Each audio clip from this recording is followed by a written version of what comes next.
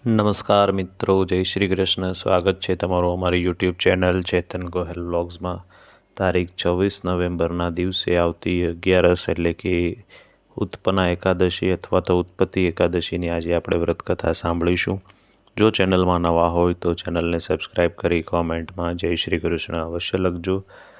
માન્યતા પ્રમાણે આ તિથિએ એકાદશી નામના દેવી પ્રગટ થયા હતા, એટલે આ દિવસને ઉત્પન્ના અથવા તો ઉત્પત્તિ એકાદશી તરીકે આપણે ઓળખીએ છીએ. આ એકાદશીના યોગમાં ભગવાન વિષ્ણુ સાથે મહાલક્ષ્મીની પણ પૂજા કરવામાં આવે છે.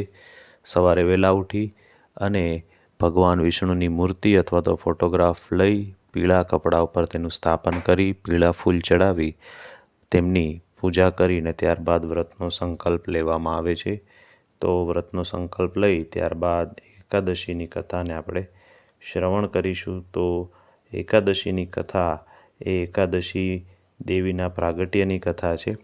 પ્રાચીન સમયની વાતમાં મૂર નામનો એક દાનવ એ કાળ રૂપ ધરી દુરાત્મા મહાસુરે ઇન્દ્ર અને બધા દેવતાઓને જીતી લીધા. અત્યંત ભયંકર ને રૌદ્રરૂપ દેવતાઓ માટે તે ભયંકર હતો. બધા દેવો તેનાથી હાર પામતા અને સ્વર્ગમાંથી બધા દેવોને તેમણે હાંકી કાઢ્યા. બધા દેવો વિલાપ કરતાં કરતાં મહાદેવજી પાસે ગયા અને ભગવાન ઇન્દ્રે મહાદેવજી સમક્ષ સર્વ વૃત્તાંત કહી સંભળાવીને ઇન્દ્ર બોલ્યા, હે મહેશ્વર, આ દેવો સ્વર્ગલોકમાંથી ભ્રષ્ટ થઈને પૃથ્વી પર વિચરી રહ્યા છે. મનુષ્ય સાથે અમને રહેવું શોભતું નથી. એવો કોઈ ઉપાય બતાવો કે જેથી કરીને મૂર રામના રાક્ષસનો નાશ થાય. મહાદેવજીએ તેમને શ્રી વિષ્ણુ પાસે જવાનું કહ્યું. બધા દેવતાઓ વિષ્ણુ પાસે ગયા અને ભગવાન વિષ્ણુ જ્યારે ક્ષીરસાગરમાં વિશ્રામ કરી રહ્યા હતા ત્યાં બધા દેવતાઓ પહોંચ્યા. તેમના દર્શન કરી હાથ જોડી સ્તુતિ કરી અને બોલ્યા, દેવ આપને નમસ્કાર છે. દેવ જ આપ જ પતિ, આપ જ મતિ, આપ જ કરતા છો, આપ જ કારણ છો અને આપ જ સૌની માતા છો, આપ જ જગતના પિતા છો. હે દેવેશ્વર, આપ જ કારણ છો. આપ અમને આ દુઃખમાંથી મુક્ત કરાવો. અમે શરણાગત વત્સલ દેવો ભયભીત થઈને આપના શરણે આવ્યા છે. અત્યંત ઉગ્ર સ્વભાવવાળા મહાબર મૂલી દૈત્યોને જીતીને સ્વર્ગમાંથી અમને કાઢી મૂક્યા છે. દેવો અને દાનવો બંને આપની વંદના કરે છે. હે પુંડરીકાક્ષ, આપ દૈત્યોના શત્રુ છો. મધુસૂદન, અમારી રક્ષા કરો. જગન્નાથ, બધા દેવો મૂર નામના દાનવથી ભયભીત થઈને આપના શરણે આવ્યા છે. તો કમલનયન, અમારી રક્ષા કરો. પૂર્વકાળમાં બ્રહ્માજીના વંશજ તાલજન નામનો એક મહાન અસુર ઉત્પન્ન હતો. તે અત્યંત ભયંકર હતો. તેનો પુત્ર મૂર્ત દાનવના નામથી વિખ્યાત થયો. હવે તે બધા દેવો ઉપર ખૂબ જ જુલમ ગુજારે છે અને બધા દેવોને સ્વર્ગમાંથી હાંકી કાઢ્યા છે. એ દૈત્ય સમગ્ર દેવતાઓને હરાવીને અમને સ્વર્ગમાંથી કાઢી અને ઇન્દ્રનું સિંહાસન લઈ લીધું છે અને ઇન્દ્રના સિંહાસન પર બેસી ગયા છે. અગ્નિ, ચંદ્રમા, સૂર્ય, વાયુ અને વરુણ જેવા બીજા દેવતાઓને પણ તે બીજાના બનાવી દીધા છે. જનાર્દન, હું સાચી વાત કરી રહ્યો છું. એણે દેવોને બધા સ્થાનો બીજાને સોંપી દીધા છે. દેવતાઓ તો એણે પ્રત્યેક સ્થાનથી વંચિત કરી દીધા છે. આવો વૃત્તાંત સાંભળીને ભગવાન વિષ્ણુને ખૂબ જ ક્રોધ આવ્યો. તેઓ દેવતાઓને સાથે લઈ ચંદ્રાવતીપુરીમાં ગયા. ત્યાં જોયું દૈત્યરાજ વારંવાર ગર્જના કરી રહ્યા હતા. તેમને જોઈને ભગવાન વિષ્ણુને જોઈને દાનવ બોલ્યો, ઊભો રે, ઊભો રે. આ પડકાર સાંભળી ભગવાનના નેત્રો ક્રોધથી લાલ થઈ ગયા. તેઓ બોલ્યા, અરે ઓ દુરાચારી દાનવ, મારવા ભૂજાઓ જો. એમ કહીને વિષ્ણુએ પોતાના દિવ્ય બાણોથી સામે આવેલા દુષ્ટ દાનવોને મારવાનું શરૂ કર્યું. પછી શ્રી વિષ્ણુ દૈત્ય સેના પર ચક્રનો પ્રહાર કરે છે. છિન્ન ભિન્ન થલને સેંકડો યોદ્ધાઓને મુખમાં મોકલ્યા બાદ ભગવાન મધુસૂદન બદ્રિકાશ્રમ ચાલ્યા ગયા. ત્યાં સિંહાવતી નામની ગુફા હતી. એ 12 યોજન લાંબી હતી. એ ગુફાને એક જ દરવાજો હતો. ભગવાન વિષ્ણુ એમાં સૂઈ ગયા. દાનવોએ પણ તે ગુફામાં પ્રવેશ કર્યો. ત્યાં ભગવાનને સૂતેલા જોઈ તેમને વિચાર આવ્યો કે અહીંયા જ ભગવાનને વહેલી તકે આપણે મારી નાખીએ.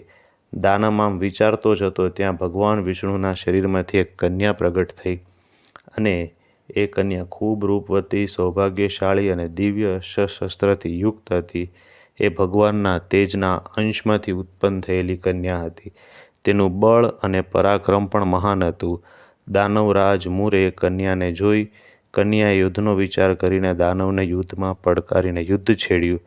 કન્યા બધા પ્રકારની યુદ્ધ કળામાં હોશિયાર હતી. એ મૂર નામનો મહાન અસુર તેના હુંકાર માત્રથી રાખનો ઢગલો થઈ ગયો. દાનવના મરી ગયા પછી ભગવાન જાગી ઉઠ્યા. તેમણે દાનવને ધરતી પર પડેલો જોઈને પૂછ્યું, મારો આ શત્રુ અત્યંત ઉગ્ર અને ભયંકર હતો. આનો વધ કોણે કર્યો? તમારા આ કાર્યથી ત્રણેય લોકના મુનિ અને દેવો આનંદિત થયા છે. આથી મનમાં જે રુચિ હોય એ પ્રમાણે વરદાન માગો. દેવ દુર્લભ હોવા છતાં એ વરદાન હું તમને આપીશ. કન્યા સાક્ષાત એકાદશી જ હતા. તેમણે કહ્યું, પ્રભુ, જો આપ પ્રસન્ન હો તો આપની કૃપાથી બધા તીર્થોમાં મુખ્ય, સમસ્ત વિઘ્નોનો નાશ કરનારી તથા બધા પ્રકારની સિદ્ધિ આપનારી દેવી થાઉં. જનાર્દન, જે લોકો આપમાં ભક્તિ રાખીને મારો દિવસે ઉપવાસ કરશે તેમને બધી સિદ્ધિઓ પ્રાપ્ત થાય. માધવ, જે લોકો ઉપવાસ, એકટાણું અથવા ફક્ત એક ટાઈમ ભોજન કરી મારા વ્રતનું પાલન કરશે તેમને આપ ધન, કર્મ અને મોક્ષ પ્રદાન કરો. આવું વરદાન પામી મહાવના એકાદશી ખૂબ પ્રસન્ન થઈ. બંને પક્ષોની એકાદશી સમાન રૂપે કલ્યાણ કરનારી છે. એમાં શુક્લ અને કૃષ્ણનો ભેદ ન હોવો જોઈએ. જો ઉદયકાળમાં થોડી એકાદશી, મધ્યમાં આખી એકાદશી અને અંતે કદાચ તેરસ હોય તો એ ત્રિસ્પર્શા એકાદશી પણ કહેવાય છે. તો આ રીતે ભગવાન પ્રસન્ન થઈ તેમને વરદાન આપે છે અને કહે છે કે જે કોઈ એકાદશીના દિવસે વ્રત રાખશે અથવા એકટાણું કરશે તેમને મોક્ષ અવશ્ય પ્રાપ્ત થશે. એ ભગવાનને ખૂબ જ પ્રિય છે. જો ત્રિસ્પર્શા એકાદશીનો ઉપવાસ કરી લેવામાં આવે તો 1000 એકાદશીનું ફળ પ્રાપ્ત થાય છે. અષ્ટમી એકાદશી, ષષ્ઠી, તૃતીયા અને ચતુર્દશી એ જો પૂર્વ તિથિઓથી બંધાયેલી હોય તો એમાં વ્રત ન કરવું જોઈએ. પરિવર્તની તિથિથી મુક્ત હોય ત્યારે જ એમાં ઉપવાસનું વિધાન છે. પહેલા દિવસે દિવસમાં અને રાતમાં રાત્રે પણ એકાદશી તથા બીજે દિવસે માત્ર એક પ્રહરની એકાદશી રહે છે. તો મિત્રો, આ હતી એકાદશીની વ્રત કથા. આ એકાદશીને વૈતરણી એકાદશી, કન્યા એકાદશી, ઉત્પત્તિ એકાદશી અથવા તો ઉત્પન્ના એકાદશી તરીકે ઓળખવામાં આવે છે.